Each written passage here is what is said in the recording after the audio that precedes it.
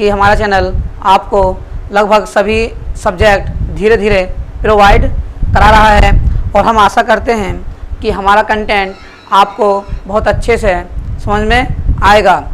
तो जैसा कि आप जानते हैं कि हम मैथ, इंग्लिश और हिंदी की सारी क्लासें ला रहे हैं और साथ साथ आपको साइंस में बायोलॉजी की वीडियो भी अपलोड कर रहे हैं। तो हम पहला पार्ट पढ़ रहे हैं वो पढ़ रहे हैं गणित में संख्या पद्धति, और संख्या पद्धति में हम जो कर रहे हैं वो पढ़ रहे हैं विभाज्यता के नियम। तो धीरे धीरे मैंने आपसे कहा था, जैसे मैंने आपसे वादा किया है कि मैं आपको मैथ सिखाऊंगा, तो हम धीरे धीरे मैथ में 0 to हीरो बनेंगे। जिन बच्चों से, जिन स्टूडेंट से मैथ नहीं आता है, हम उन्हें धीरे धीरे बिल्कुल 0 लेवल से मैथ सिखाएंगे। बस शर्त यही है आप सभी से, और एक गुजारिश यही है कि आप सब जब भी वीडियो देखो तो उस समय पेंसिल और कॉपी अपने पास लेकर बैठो और जो बात मैं बताता हूँ उसे नोट कीजिए और अपने बहुत ही सुंदर से नोट्स बनाइए। तो हम पढ़ रहे हैं विभाज्यता के नियम। आज हम और लेवल ऊपर चलेंगे और कुछ क्वेश्चनों का रिवाइज करते हैं और आगे हम करते हैं। देखिए, आते हैं हम सवाल की ओर। जैसे हमारा पहला सवाल है और पहले सवाल में ये क्या रखा है, यदि संख्या इतनी पूर्णतः 3 से विभक्त है तो x के स्थान पर छोटे से छोटा अंक क्या होगा। अब देखिए, सबसे सुंदर बात आपको जो पहचाननी है वो ये पहचाननी है कि उसने कहा है कि संख्या 3 से पूर्णतः विभक्त है। जब भी ये कहे 3 की कह दे, 6 की कह दे, तब हम कैसे करेंगे। मैंने बहुत ही अच्छे से आपको एक टेबल बनवाई थी और उस टेबल में मैंने आपसे ये कहा था कि आप वो टेबल याद कर लीजिए, आपका भाज्यता का नियम, भाज्यता का क्वेश्चन एक भी बचकर नहीं जाएगा। अब उसने कहा है कि हम x के स्थान पर ऐसा कौन सा छोटा से छोटा अंक लें जो 3 से पूर्णतः विभक्त हो जाए। अब देखिए, 3 की जो भाजकता होती है वो क्या होती है, तो 3 की भाजकता ये होती है कि अंकों का योग 3 के पहाड़े में आए, अंकों का योग 3 के पहाड़े में आए। देखिए, करते हैं सवाल को। तो संख्या दे रखी है हमें, हम अंक जोड़ते हैं 5 और 1 6, 5 और 1 6, 6 और 7 13, 13 और 3 16, 16 और 2 18, 18 और 4 22, कितना हो गया 22। हमारे अंकों का योग कितना आया, वो आया 22 और हमारा बच गया x। कितना बच गया, x बच गया। अब देखिए, अब मैं कौन सा अंक लूँ जो कि हमारा x के स्थान पर इसमें रखने पर क्या हो जाए, 3 से विभक्त हो जाए। तो ऐसा कौन सा अंक है, हमारा ऐसा 2 अंक है। यदि हम 2 रख देंगे x के स्थान पर तो ये हो जाएगा 22, 22 प्लस 2 बराबर कितना हो गया 24, और ये 24 3 से पूर्णतः विभक्त हो जाता है, 3 अट्ठे 24। अब देखिए, हमने कौन सा अंक रखा, हमने अंक रखा 2। कौन सा अंक रखा, अंक रखा 2, और 2 अंक रखते ही हमारे जो भाज्यता 3 की बन गई। यदि हम 1 अंक रखते, यदि हम 0 अंक रखते तो कितना बन जाता, तो बनता 22, तो वो तो भाज्यता बनी नहीं रही। यदि हम 1 अंक रखते तो बन जाता 23, और 23 जो है 3 के पहाड़े में नहीं आता, 23 जो है 3 के पहाड़े में नहीं आता। तो ये ऑप्शन भी हमारा गलत हो गया, ये ऑप्शन भी गलत हो गया। हम आए अब तीसरे ऑप्शन पर। हमने देखा कि हमने हमारा 2 अंक है, जैसे ही हमने x के स्थान पर 2 रखा तो हमारी संख्या बन गई 24, और 24 संख्या 3 के पहाड़े में आती है। जब 3 से पूर्णतः विभक्त हो जाएगी तो वो कहलाएगी हमारी 3 की भाज्यता। तो इसमें हमने कौन सा अंक रखा, हमने इसमें रखा 2 अंक। तो ये क्या हो गया हमारा, ये हो गया उत्तर। अब देखिए, अगला सवाल है, यदि संख्या इतनी पूर्णतः 8 से विभक्त हो तो 22 के स्थान पर क्या अंक आएगा। अब वो बोल रहे हैं कि जो संख्या है वो 8 से पूर्णतः विभक्त होनी चाहिए, और ऐसा कौन सा छोटा अंक होगा जो हम 22 के स्थान पर लें और वह संख्या जैसे वो अंक रखें और 8 से विभक्त हो जाए। तो मैंने बहुत ही सुंदर भाषा में आपको बताया था कि 8 की भाजकता जो होती है वो ये होती है कि अंतिम 3 अंकों में 8 का भाग जाना चाहिए। अंतिम 3 अंकों में 8 का भाग जाना चाहिए। देखते हैं अपने सवाल की ओर। देखिए अब जो संख्या दे रखी है हमें ये दी है, तो हमें सिर्फ मतलब है अंतिम 3 अंकों से। किसका मतलब है? अंतिम 3 अंकों से। और अंतिम 3 अंक हमारे पास हैं 6/2। अब देखिए पहला ऑप्शन लीजिए और पहला ऑप्शन रखिए, यहाँ पर संख्या बन जाती है 612। क्या ये संख्या 8 से विभाजित है? देखिए 8 सत्ते 56, कितना बचा? 11 में से 6 गया, 5 बचा, 2 उतार लिया। क्या 8 के पहाड़ा में 52 आता है? 8 छंग 48, फिर भी कितना बचेगा? 4 बचा। तो जैसे ही हमने संख्या 1 ली, अंक 1 लिया, तो वह 8 से विभाजित नहीं हो रहा, तो ये ऑप्शन हो गया हमारा गलत। अब देखिए 2 रखते हैं और जैसे ही हम 2 रखेंगे यहाँ पर, तो ये हो जाएगा हमारा 8 सत्ते 56, फिर भी ये नहीं कटेगा। अब देखते हैं 3 अंक रख के, कितने रखते हैं? अंक रखते हैं हम 3, और जैसे 3 हमने रखा और 8 से भाग करते हैं, तो देखिए 8 सत्ते 56, कितना बचा? 7, 2 उतार लिया। अब कितना हो गया? 8 नम 72। अब जैसे ही आपने बाई के स्थान पर 3 अंक रखा, जैसे ही आपने बाई के स्थान पर 3 अंक रखा और आपने देखा 3 अंक रखते ही हमारे क्या हो गया? जो अंतिम 3 अंक थे वो 8 से विभाजित हो गए। और जब ऐसा हो जाए तो वो कहलाती है हमारी 8 की विभाज्यता। तो इसमें कौन सा उत्तर होगा? इसमें आपका उत्तर होगा सी।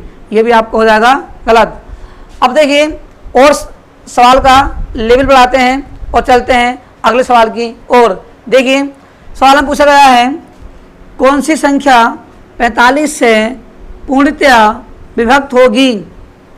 कौन सी संख्या 45 से पूर्णतया विभक्त होगी? अब आप कहोगे सर आपने तो जो भाज्यता लिखवाई थी वो लिखवाई थी 2 की, 4 की, 3 की, 5 की, 6 की, 7 की, 8 की, 9 की, 10 की, 11 की, लेकिन उससे ऊपर कैसे करेंगे?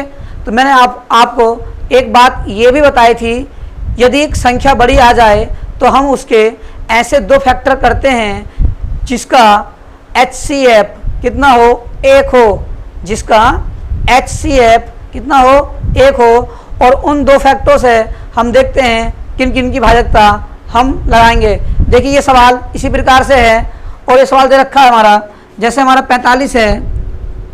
अब 45 के ऐसे फैक्टर कीजिए जो अभाज्य हो और उनका HCF 1 हो। देखिए तो 5 नम 45 कितना हो गया? 5 नम 45, 5 और 9, 5 और 9 का जो HCF होगा वो 1 होगा। कितना होगा? वो 1 होगा। अब इसमें जो चेक करना है, हमें ये चेक करना है कि संख्या कौन सी 5 और 9 से विभाज्य है। कहने का अर्थ ये हुआ कि संख्या में 5 की भाजकता और 9 की भाजकता एक साथ लगे।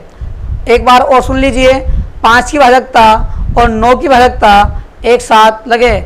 चेक करते हैं तो 5 की भाजकता क्या होती है? मैंने बताया कि अंतिम अंक या तो 0 हो या फिर 5 का पहाड़ा हो। देखते हैं। अब देखिए यहाँ तो अंतिम अंक 0 नहीं है, तो ये ऑप्शन हो जाएगा आपका गलत। यहाँ अंतिम अंक 5 है, ठीक है। अब 5 देखिए 5 से कट जाएगा, बिल्कुल विभाजित हो जाएगा। हमने ये बताया। अब देखिए क्या 9 की भाजकता इसमें लग रही है, चेक कर लेते हैं। और 9 की भाजकता क्या होती है? 9 की भाजकता होती है कि अंकों का योग 9 के पहाड़े में आना चाहिए। एक बार और सुन लीजिए, अंकों का योग 9 के पहाड़े में आना चाहिए। देखते हैं, अंकों का योग करते हैं तो 3 और 3 6, 6 और 1 7, 7 और 1 8, 8 और 4 12, 12 और 5 17। तो आपने देखा कि ये कितने हो गए? 17। क्या 17 9 के पहाड़े में आता है? तो 17 कभी भी 9 के पहाड़े में नहीं आता। और एक आसान तरीका और बता रहा हूँ। यदि आपको ऐसा आ जाए 3 और 3 6, 6 और 1 7, 7 और 1 8, अब 8 इसमें से एक ले लीजिए, कितने को 9 और 9 को काट दीजिए। ठीक, अब फिर देखिए यहाँ बच्चे कितने 3, तो 5 3 8, अब 8 जो है 9 के पहाड़े में नहीं आएगा। हमने देखा कि जो 9, ये वाली बात आपको कम समझ में आई होगी। मैं एक बार और रिपीट करता हूँ, आप ऐसे अंकों का योग कीजिए, या तो वो 9 हो, या फिर 9 का पहाड़ा हो, या फिर 9 का पहाड़ा हो, तब वह भी आप बहुत आसानी से कर सकते हैं। अब देखिए अगला ऑप्शन चेक करते हैं।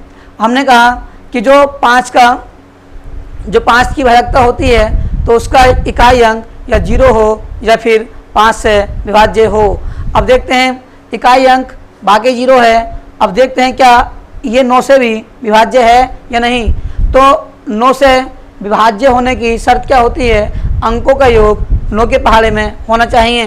देखते हैं, देखिए 2, 2 और 2 4, और 4 और 8 12, 12 और 6 18। तो देखिए ये आ गया 18 और ये आपका हो गया सही, क्योंकि इसमें 5 की भाजकता भी लग रही है, 5 की भी लग गई और 9 की भी लग गई। जब 5 और 9 की भाजकता एक साथ लग रही है तो यही संख्या क्या होगी, यही संख्या हमारी 45 से क्या होगी, भाज्य होगी। क्या होगी, 45 से भाज्य होगी। आप इसे नोट कीजिए और चलते हैं अगले सवालों की ओर। देखिए बढ़ते हैं हम अपने सवालों की ओर और देखते हैं अगला सवाल। अगला सवाल हमारा है, कौन सी संख्या 99 से पूर्णतया विभक्त होगी। तो मैंने ये बताया कि जो भी संख्या है मैंने ये बताया आपको जिससे वह विभक्त करवा रहा है, और देख लीजिए कि उसके ऐसे फैक्टर बनाने हैं जिनका HCF कितना हो, HCF 1 हो, कितना हो, 1 हो। देखिए चलते हैं, तो हमारा है 99 और 99 के ऐसे फैक्टर करने हैं जिनका HCF कितना हो, 1 हो। तो 11 नम 99 कितना हो गया, 11 नम 99। तो 9 और 11 की भाजकता यदि किसी संख्या में लगती है तो वह संख्या क्या होगी, 99 से भाज्य होगी। देखते हैं, अब देखिए 9 की भाजकता क्या होती है कि अंकों का योग 9 के पहाड़े में होना चाहिए। तो पहला ऑप्शन लेते हैं, अब लगाते हैं 5 3 8, 8 और 7 15, 8 और 7 15, 15 और 2 17, 17 और 4 21, 21 और 4 25। अब देखिए क्या 25 9 के पहाड़े में आता है, बिल्कुल नहीं आता, तो ये हो गया यही गलत। अगला सवाल देखते हैं, अगला ऑप्शन देखते हैं, 4 और 5 9। मैंने कहा जहाँ 9 हो जाए वहाँ काट दो, ठीक है, ये 9 भी काट दो तो ये भी 9 काट दो। तो इन दोनों में क्या लगा, इसमें लग गई हमारी 9 की भाजकता। अब ये देखते हैं क्या इसमें 11 की भाजकता लगती है या नहीं लगती। देखिए ये समझ में नहीं आया तो एक बार और समझिए। देखिए 4 और 5 4 9, 9 और 7 16, 16 और 2 आपका हो गया 18, 18 और 9, 18 और 9 आपका हो गया 27। तो 9 तिया 27, 27 जो है आपका 9 के पहाड़े में आ जाता है। और मैंने आपको बताया कि यदि आप ज़्यादा लंबा सवाल नहीं ले जाना चाहते तो आप क्या कीजिए कि देखिए 1 और 3 4, 4 और 5 9, तो 9 अंक यहाँ कट गए। अब आगे देखिए 7 और 2 9, तो 9 ये कट गए। अब देखो 7 और ये 9 कट गए, तो ये भी 9 से 9 कट गया। जब पूरा डिवाइड हो रहा है तो ये संख्या क्या होगी, 9 से डिवाइड होगी। लेकिन क्या शर्त दे रखी है, इसमें दे रखा है कि 9 की भी भाजकता लगे और 11 की भी भाजकता लगे। देखिए करते हैं हम, अब लगाते हैं इसमें 11 की भाजकता। तो मैंने बहुत अच्छे से आपको 11 की भाजकता सिखाई थी। पहले का बॉक्स बनाइए, उससे अगली संख्या छोड़ दीजिए, फिर बॉक्स बनाइए, फिर अगली छोड़िए, फिर बॉक्स बनाइए, फिर अगली छोड़िए। तो ये सबसे आसान तरीका होता है 11 की भाजकता का। देखिए अब इन्हें जोड़ लीजिए, 6 और 9 आपका हो गया 15। अब जो बचा 10 और 2 12 आपका हो गया 7 3 10 और 2 12। और मैंने बताया कि जो भी आए इनका अंतर कीजिए और वह अंतर या तो 0 हो या 11 का पहाड़ा हो। देखते हैं अंतर करके, तो कितना बचा, 5 में 2 गया 3 और ये 0। क्या ये 11 के पहाड़े में आता है? बिल्कुल नहीं आता। तो ये आपका ऑप्शन भी हो गया गलत।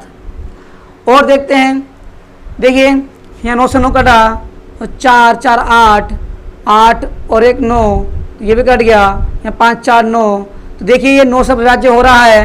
क्या ये 11 से विभाज्य होता है? तो 11 की शर्त क्या होती है कि पहला बॉक्स बनाइए, दूसरा छोड़िए, फिर बनाइए, फिर एक संख्या छोड़िए, फिर बनाइए। अब देखिए मैं साफ साफ लिखता हूँ यहाँ पर, हमारी संख्या 91 34 64।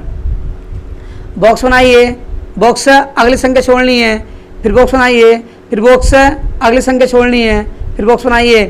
इन बॉक्स वालों को अलग जोड़ना है और बिना बॉक्स वालों को अलग जोड़ना है। देखिए 9 और 3 12, 12 और 6 18, ये हो गया 18। अब देखिए 5 कितना हो गया, 5 5 4 9, दोनों का अंतर कितना आ गया 9। क्या ये 11 से भाज्य है? नहीं है ना। तो 11 से भाज्य नहीं है, तो ये क्या, ये ऑप्शन भी हमारा हो जाएगा गलत। अब जो बचा वही हो गया हमारा सही। अब देखिए सही कैसा होगा, अब इसमें भाज्यता लगाते हैं हम और देखते हैं सवाल को हम आगे। देखिए सबसे पहले लगाते हैं 9 की, तो कितना हो गया 2 और 6 3 9, ये ख़त्म। और 5 4 9, ये ख़त्म, 0 आ गया। तो इसका मतलब ये हुआ कि जो हमारा ये वाली संख्या 9 से विभाज्य है। अब देखते हैं क्या ये 11 से विभाज्य है या नहीं, 11 से विभाज्य है या नहीं। देखिए 11 और ये 43 और ये एक का बॉक्स बनाइए, बॉक्स से अगली संख्या छोड़नी है ऐसे ही, फिर बॉक्स बनाइए, फिर अगली संख्या छोड़नी है, फिर बॉक्स बनाइए। जो बॉक्स वाले हैं उन्हें अलग जोड़िए और जो बिना बॉक्स वाले हैं उन्हें अलग जोड़िए। देखिए 1 और 4 5, 5 4 9। अब ये देखिए 3 और 1 और 3 4, 5 4 9, दोनों का अंतर क्या आ गया 0। अब आपने बहुत अच्छे से देखा कि आपकी 9 की और 11 की भाजकता इस वाली संख्या में लग गई, तो यही संख्या क्या होगी आपकी, क्या होगी, ये संख्या आपकी 99 से पूर्णतः विभक्त होगी। अब अगला सवाल देखते हैं। अगले सवाल में कहा है 84 85 की समीपतम कौन सी संख्या है जो 75 से पूर्णतः विभक्त है।